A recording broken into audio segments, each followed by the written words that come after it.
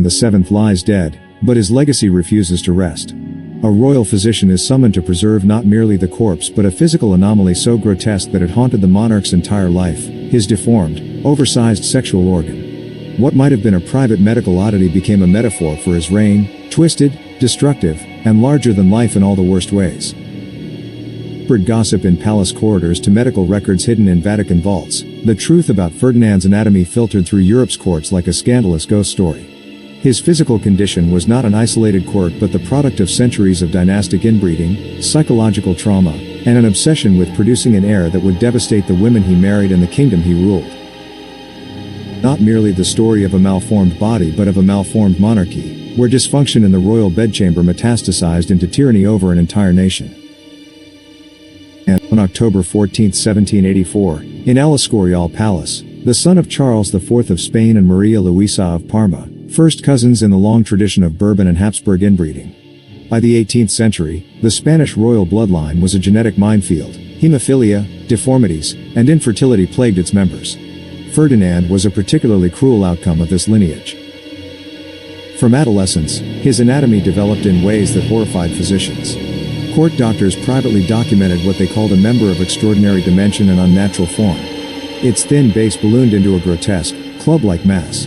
Some compared it to a walking stick, others to a billiard cue tipped with a grotesque swelling. While modern culture might celebrate such exaggeration, in Ferdinand's era it marked him as monstrous. Classical ideals prized proportion and refinement. His condition was a humiliation. For Ferdinand, puberty did not bring pride and virility but a gnawing sense of freakishness. This shame, coupled with a court where gossip thrived, bred in him an enduring paranoia. Ferdinand's family life was already warped. His father, Charles IV, was weak and disengaged, preferring the hunt to matters of state. His mother, Maria Luisa, flaunted her affair with Manuel de Godoy, effectively Spain's ruler. The young prince grew up in a palace of betrayal, ridicule, and public humiliation. The whispers about his deformity compounded this. Servants giggled, courtiers smirked, and even foreign diplomats sent mocking reports back home. Ferdinand responded with cruelty. A page who stumbled upon him unclothed was flogged and his family exiled. The future king was learning that power could silence laughter, but never erase the paranoia that people were laughing at him. By adolescence, he was already vindictive and sadistic. His tutors noted secrecy, vengeance, and fits of rage. He wielded what little authority he had to punish perceived slights. The foundation of his later tyranny was being laid not in political intrigue but in the psychological torment of a boy ashamed of his own body. At 18, Ferdinand was married to his cousin Maria Antonia of Naples and Sicily. The princess, bright and idealistic, arrived in Madrid with romantic dreams of her desired one. Reality destroyed her. On their wedding night, the sight of Ferdinand's anatomy drove her into hysterics. Witnesses recorded her screams of "Monster! Monster!" The marriage bed became a medical chamber, stocked with custom cushions, oils, and restraints designed by royal craftsmen to make intercourse physically possible. Maria Antonia endured these encounters under the haze of laudanum, addicted over time to escape the trauma. Attempts to produce an heir became ritualized ordeals supervised by physicians, not moments of intimacy. Conceived, and twice she miscarried, first early, then devastatingly late, nearly dying in childbirth. Her body wasted, her mind collapsed, and by 1807 she was dead at only 21. Official records blamed fever, but whispers of poison abounded. Some suspected Ferdinand himself, weary of her failures. Left scars not only on the court but on Ferdinand's psyche. Instead of compassion, he accused her of sabotage, betrayal, even political conspiracy. His paranoia deepened, his cruelty hardened. Even as his marital nightmare unfolded, Ferdinand conspired against his father, Charles IV, and Godoy. He became the figurehead for nobles eager to replace Spain's weak leadership. But Ferdinand proved faithless. When the El Escorial conspiracy, 1807, was exposed, he betrayed his allies instantly, confessing everything to save himself. Invaded Spain, exploiting the dynasty's weakness. Ferdinand abdicated and was taken prisoner in France, spending 6 humiliating years at Château de Valençay.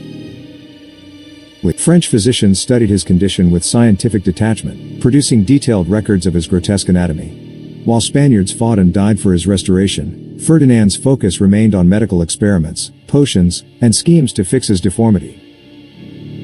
Ferdinand returned to Spain in 1814, he was greeted as a savior. Crowds wept, flowers filled the streets, and the myth of El Deseado, the desired one, reached its peak. But Spain would soon discover that the king they restored was not a liberator but a tyrant consumed by private demons. Politically, he abolished the liberal constitution of 1812, restored absolutism, and revived the Inquisition. Personally, he resumed his obsessive quest for an heir. Ferdinand's second wife was Maria Isabel, another cousin. 19 years old and naive, she walked into a nightmare. Elaborate preparations, their wedding night was a scene of blood and terror.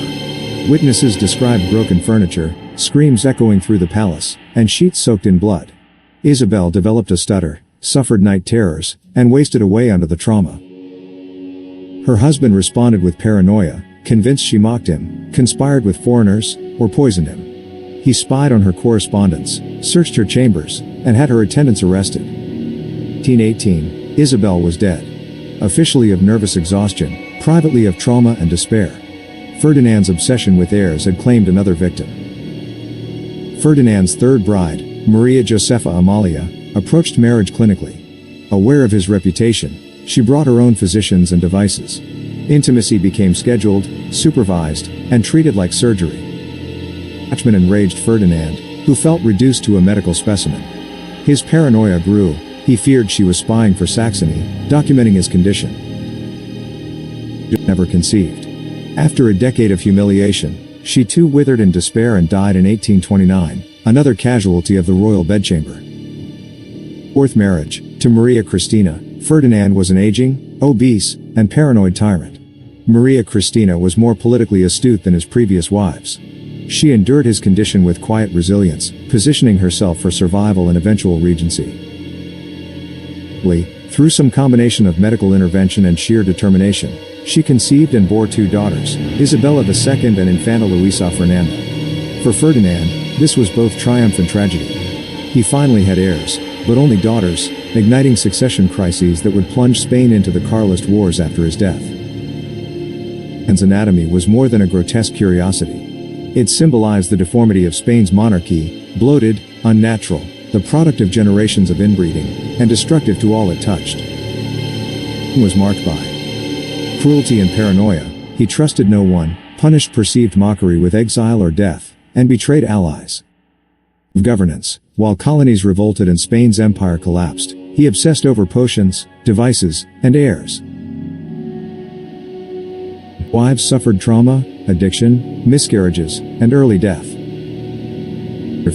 Spain emerged from his reign weakened, divided, and on the brink of civil war.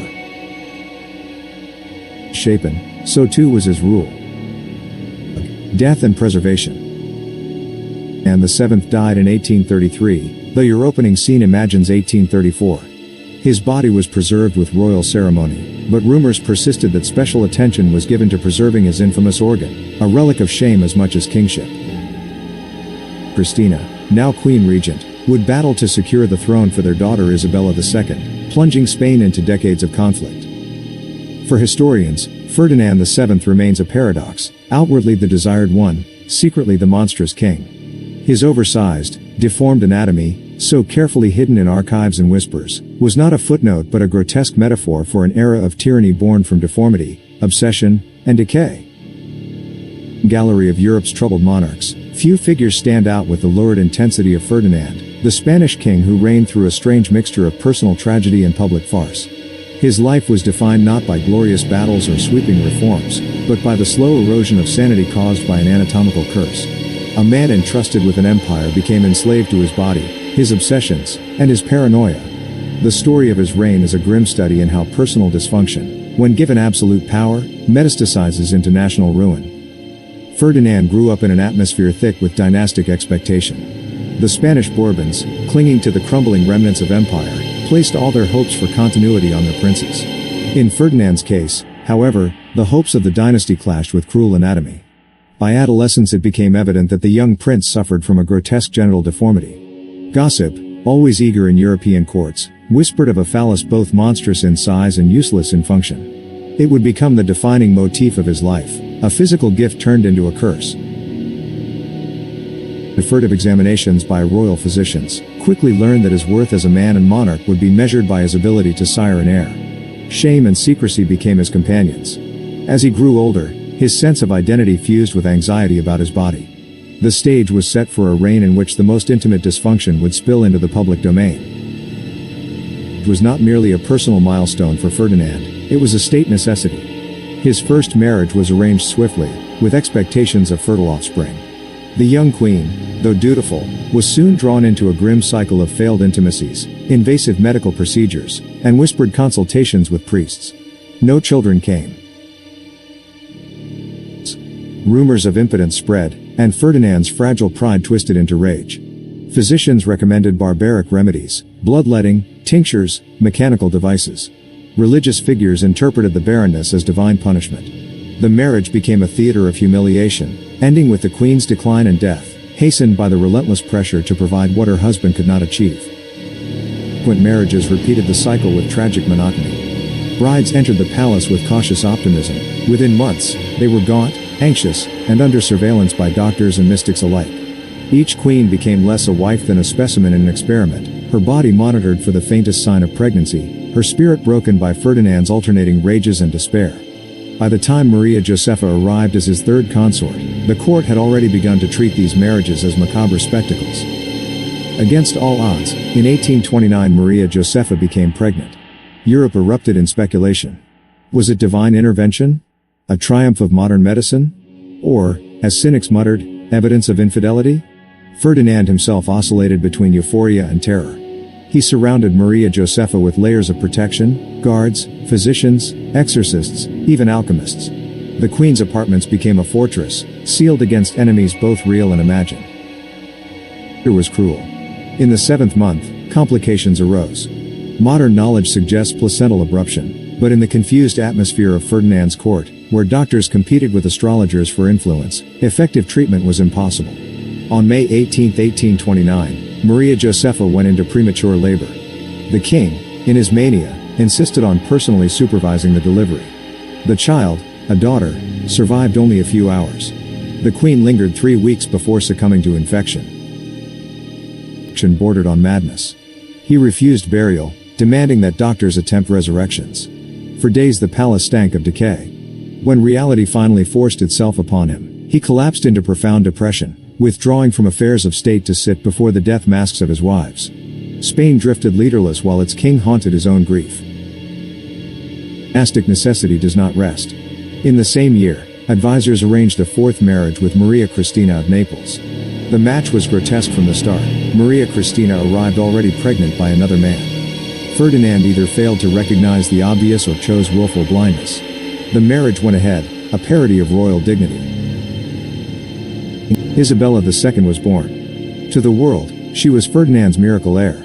To the king himself, she was both salvation and torment. He knew she could not be his blood, yet he clung to her legitimacy as the cornerstone of his dynasty. His reign now balanced on a lie, one he both believed and disbelieved, depending on the hour. Ignited a new phase of Ferdinand's paranoia. His relationship with Maria Cristina deteriorated into mutual deception. She feigned respect, he feigned belief. Unable to produce a child of his own, Ferdinand obsessed over control. He ordered peepholes drilled into the walls so he could spy on his wife during her most private moments. He barged into her chambers at night, convinced of infidelity. He instituted grotesque food-tasting rituals that left servants faint with fear. The queen, trapped in a glass cage of surveillance, began to unravel psychologically. Her letters, intercepted by spies, spoke of terror, sleeplessness, and the feeling of being constantly watched. Courtiers whispered of a palace transformed into a prison, where every glance might be misinterpreted as conspiracy. Ferdinand extended his suspicion outward. Ministers were tested with contradictory statements. Disagreement meant treason. Guards were rotated daily to prevent corruption. Even religious devotion became suspect.